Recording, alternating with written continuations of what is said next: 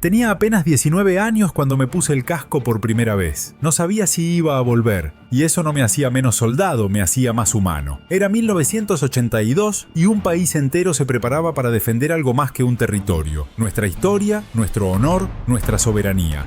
Las Malvinas no son solo un punto en el mapa del Atlántico Sur. Son el eco de generaciones que murieron sin dejar de llamarlas argentinas. Son el símbolo de una deuda histórica que jamás se saldó. Y cuando en aquel abril el gobierno argentino tomó la decisión de recuperar las islas, lo que comenzó fue mucho más que una guerra. Fue una gesta que marcó a fuego el alma de este país. Muchos nos llamaban inexpertos, conscriptos, dijeron. Pero la valentía no se mide por el grado militar ni por la edad. La valentía es lanzarte al mar en una corbeta sabiendo que un submarino nuclear te puede estar esperando.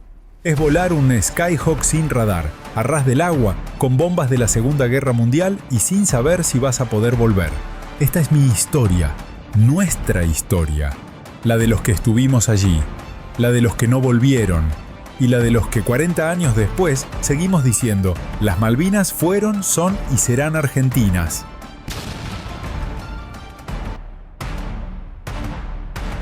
Malvinas, testimonios de honor y dolor. Antes de continuar, no te olvides de suscribirte a nuestro canal para mantenerte al día con nuestras actualizaciones.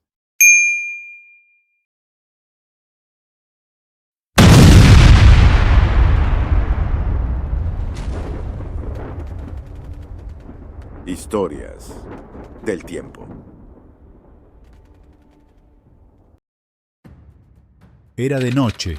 La mar estaba en calma, pero el aire se sentía cargado. El silencio dentro del buque Ara Santísima Trinidad era total. Solo se oía el crujir del casco y el golpeteo tenue del oleaje. Cada uno de nosotros revisaba su equipo.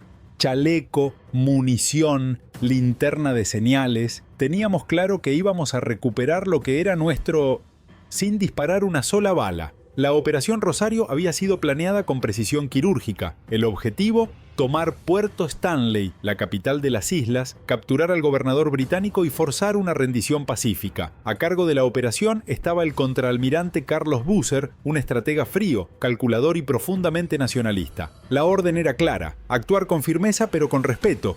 Nada de disparar si no era estrictamente necesario. Cerca de las 5:45 de la mañana, los primeros buzos tácticos desembarcaron en silencio en la playa Mulet Creek. Eran 84 hombres altamente entrenados. Se desplazaban en formación dispersa, camuflados, cubiertos por la oscuridad. A esa misma hora, otras unidades avanzaban por tierra desde el sur, bordeando el terreno pantanoso. Mientras tanto, los comandos anfibios cortaban las comunicaciones británicas y aseguraban los accesos estratégicos. Yo formaba parte de una unidad de apoyo que aguardaba en la segunda línea en caso de que hubiera resistencia armada. Pero la sorpresa fue total. Los Royal Marines estaban desconcertados. Solo ofrecieron resistencia en la casa del gobernador. Allí, el teniente de navío Pedro Giacchino, jefe de los comandos anfibios, lideró el asalto. Giacchino fue herido de gravedad al intentar ingresar. Recibió un disparo mientras cubría a sus hombres. Fue evacuado, pero moriría horas después. Fue nuestro primer héroe caído. Su acto de valor permitió que el resto del operativo se completara sin más bajas. A las 9:15, el gobernador británico Rex Hunt ordenó a sus tropas rendirse. Salieron de la casa desarmados, formados en línea, entregando sus fusiles. A las 10:00, la bandera argentina flameaba sobre Puerto Argentino. Habíamos recuperado las Malvinas, con estrategia, con precisión y con honor.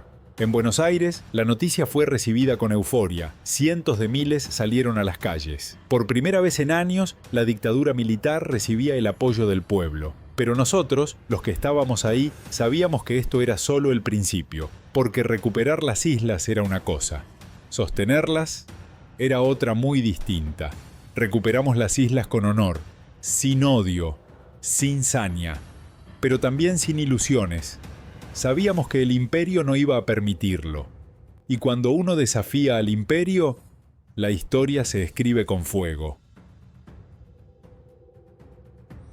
Lo sabíamos. Desde el momento en que tomamos las islas, todos en el frente entendíamos lo mismo. El Reino Unido iba a responder. No había margen para otra cosa. Era una cuestión de orgullo imperial, de estrategia naval y de política interna. Margaret Thatcher necesitaba esta guerra.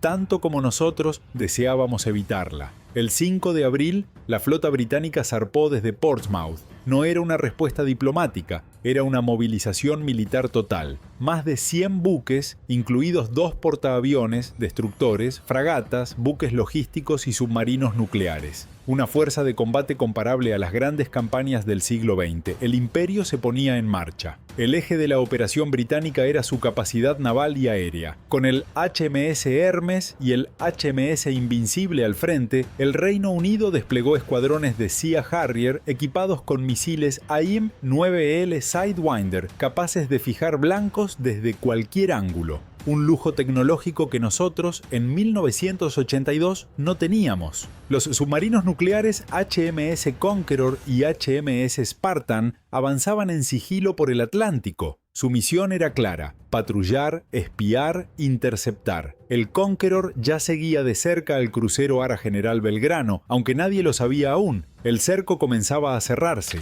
Mientras tanto, en Buenos Aires, el gobierno militar liderado por Galtieri subestimaba la reacción británica. Algunos pensaban que Estados Unidos intervendría como mediador, pero el canciller norteamericano Alexander Haig jugó a 2 bandas. Decía mediar, mientras apoyaba a su socio histórico, el Reino Unido. Nosotros seguíamos reforzando posiciones. El ejército desplegó a más de 10.000 hombres en las islas, muchos de ellos conscriptos sin experiencia de combate. Se organizó el Teatro de Operaciones del Atlántico Sur, TOAS. Se instaló la base aérea militar Cóndor en la isla Soledad. Las defensas costeras se activaron. Estábamos listos para resistir, pero sabíamos que el enemigo venía con todo. Yo no era piloto, pero los veía despegar desde la base de Río Gallegos. Los Skyhawk salían de A3, volando rasante como sombra sobre el mar. Volaban tan bajo que parecían querer tocar el agua, y no era por estilo, era por necesidad, porque no teníamos radar, no teníamos misiles aire-aire modernos, solo teníamos nuestra puntería y un solo intento para volver. La superioridad aérea británica era innegable. Sus Sea Harrier, operando desde los portaaviones HMS Hermes e Invincible, estaban equipados con misiles AIM-9L de guía infrarroja, radar Blue Fox y alerta electrónica. Nosotros volábamos aviones sin esa tecnología. Eran buenos aparatos, pero eran de otra era. El 1 de mayo comenzó la verdadera guerra. Ese día nuestros radares detectaron una oleada de Harriers que atacaron la pista de Puerto Argentino. Los Pucará fueron destruidos en tierra, tuvimos nuestros primeros caídos de la Fuerza Aérea, pero no nos íbamos a quedar quietos. Nuestros pilotos sabían lo que enfrentaban. Misión tras misión, despegaban sabiendo que las chances de volver eran mínimas, y aún así lo hacían. Porque sabían que si ellos no lo hacían, nadie más lo haría. La táctica era simple, brutal y suicida. Volar bajo, mantenerse fuera del alcance de radar, entrar por sorpresa y soltar la bomba a menos de 500 metros del blanco. No había segunda pasada. No había margen de error. El 4 de mayo, 2 superetendard de la Armada Argentina, al mando de los tenientes de navío Mayora y Kurilovic, despegaron con una misión específica: atacar a un blanco enemigo identificado por exploración electrónica. Iban cargados con un solo misil Exocet AM-39 cada uno, y lo lograron. Impactaron al destructor HMS Sheffield. El misil atravesó el casco y provocó un incendio devastador. El buque fue abandonado. Fue el primer buque británico hundido en combate desde la Segunda Guerra Mundial. Ese día, Día de la Patria en Argentina, 4 Skyhawk del Grupo 5 de caza atacaron a las fragatas HMS Coventry y Broadsword. 2 aviones lograron romper la defensa y alcanzaron al Coventry. Las bombas explotaron dentro del casco. El buque se partió y se hundió en minutos. Murieron 19 británicos. Solo uno de los 4 pilotos argentinos regresó. Durante el desembarco británico en Bahía San Carlos, nuestros pilotos atacaron en oleadas. El Ardent recibió múltiples impactos, volvió a puerto herido, pero se hundió esa misma noche. Fue una de nuestras acciones más exitosas. En total, realizamos más de 1000 salidas de combate. Hundimos o dañamos más de una docena de buques enemigos, pero el precio fue altísimo. Perdimos 55 pilotos, hombres jóvenes, algunos ni llegaban a los 25. Muchos eran capitanes, primeros tenientes, algunos ya con familia. Todos sabían que no volverían, pero todos subieron a su avión. Nunca una fuerza aérea con tan pocos recursos hizo tanto daño a una potencia naval como el Reino Unido. Lo dijo un oficial británico. Nunca imaginamos que los argentinos volarían tan bajo. Nunca imaginamos tanto valor.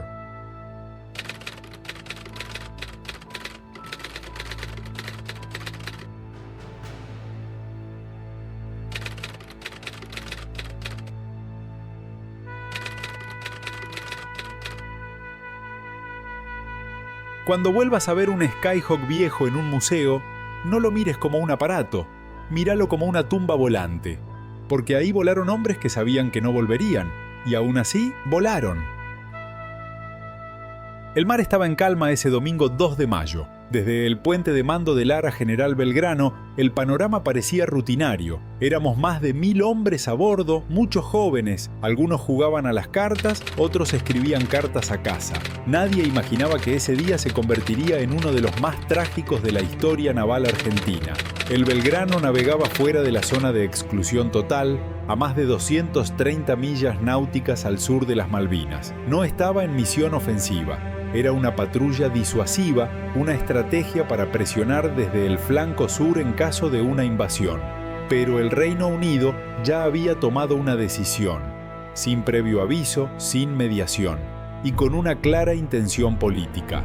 El HMS Conqueror, un submarino nuclear británico, había estado siguiendo al Belgrano durante días, y el 2 de mayo recibió la orden directa: atacar. A las 16:01 lanzó 3 torpedos Mark 8, reliquias de la Segunda Guerra Mundial, pero aún letales. 2 impactaron el casco del crucero. La explosión fue brutal. Todo tembló. Yo estaba en cubierta cuando sentí la explosión. Fue como si el mar se abriera debajo nuestro. Las luces se apagaron.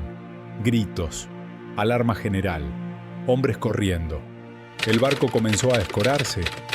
No había tiempo para pensar. Solo saltar, buscar una balsa, ayudar al que tenías al lado. Se enviaron señales de socorro, pero la ayuda tardó. El mar estaba helado y la oscuridad cayó pronto.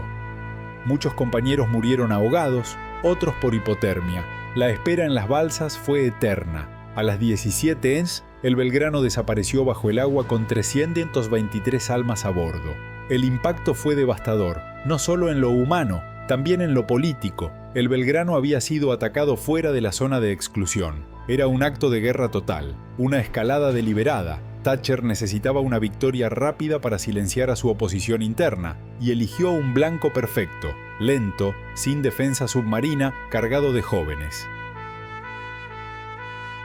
Margaret Thatcher justificó el ataque diciendo que el Belgrano representaba una amenaza inminente. El diario británico The Guardian y miembros del Parlamento cuestionaron la legalidad del ataque. El hundimiento eliminó casi por completo la capacidad ofensiva naval argentina, los destructores se replegaron y la estrategia marítima quedó limitada al control aéreo. El diplomático Alexander Haig, que aún intentaba mediar, declaró que la posibilidad de una salida pacífica murió con el Belgrano.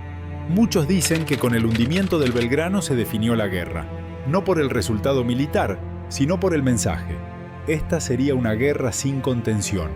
Y para nosotros, desde ese día, no hubo vuelta atrás. El mar se tragó no solo a un buque, sino a toda esperanza de una salida negociada. A mis compañeros no los vimos más. Algunos los encontramos en balsas al día siguiente, otros siguen en el fondo del mar. Pero sus nombres están en nuestras escuelas, en nuestros cuarteles, en nuestras plazas, porque un país que recuerda a sus muertos nunca se rinde.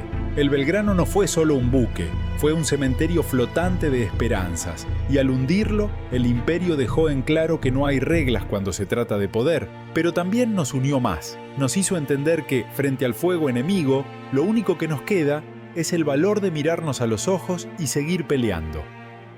El Belgrano no fue solo un buque, fue un cementerio flotante de esperanzas, y al hundirlo el imperio dejó en claro que no hay reglas cuando se trata de poder, pero también nos unió más, nos hizo entender que, frente al fuego enemigo, lo único que nos queda es el valor de mirarnos a los ojos y seguir peleando.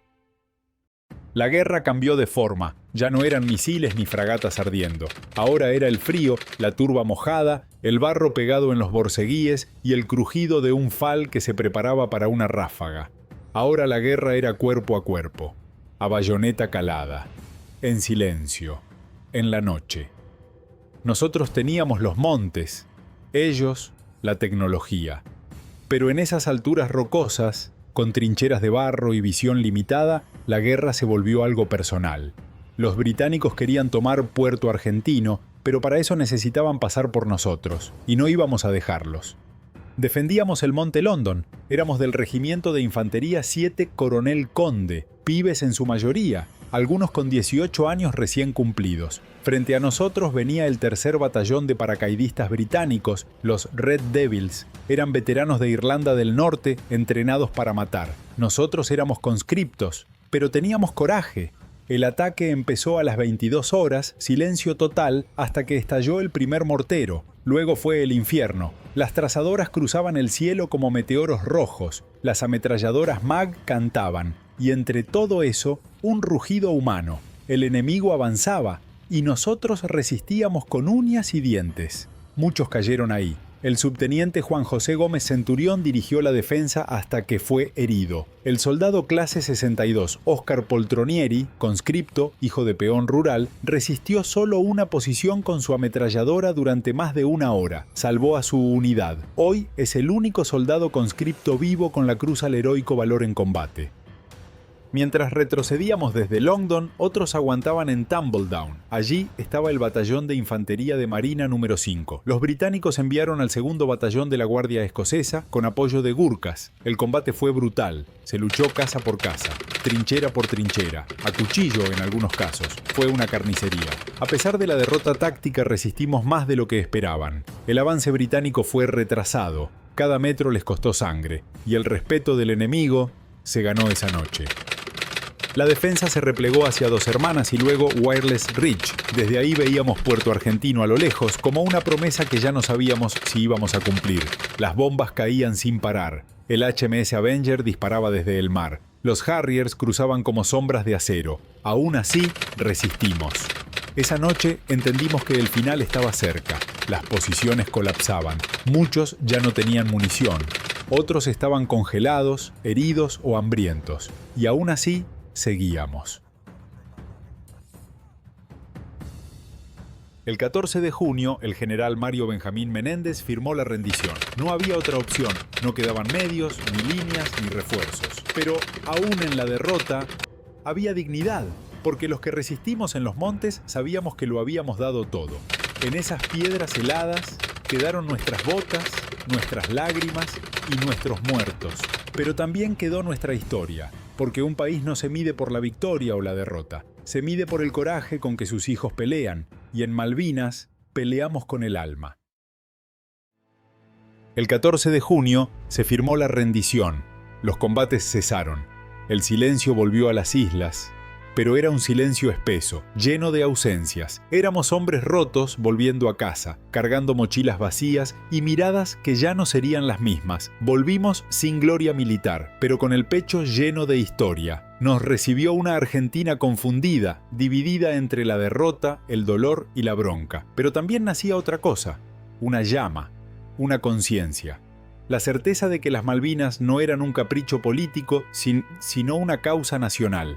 Una herida abierta que no cicatrará con el olvido, sino con memoria y dignidad. Malvinas no fue solo una guerra, fue una lección de coraje, entrega y amor por la patria. Y aunque perdimos el territorio, ganamos una verdad irrenunciable.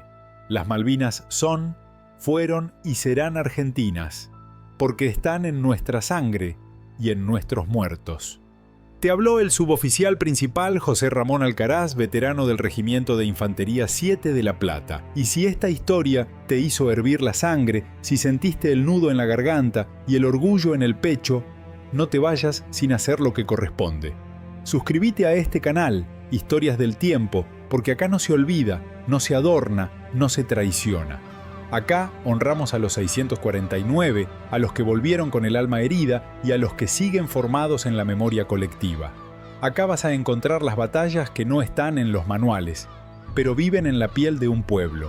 Porque mientras exista un argentino que recuerde, los héroes jamás caerán en el olvido. Y si esta historia te hizo apretar los dientes, entonces hacé lo que haría un soldado. Compartila como si fuera un disparo de verdad. Porque el olvido es la última bala del enemigo. Recuerda, Historias del Tiempo.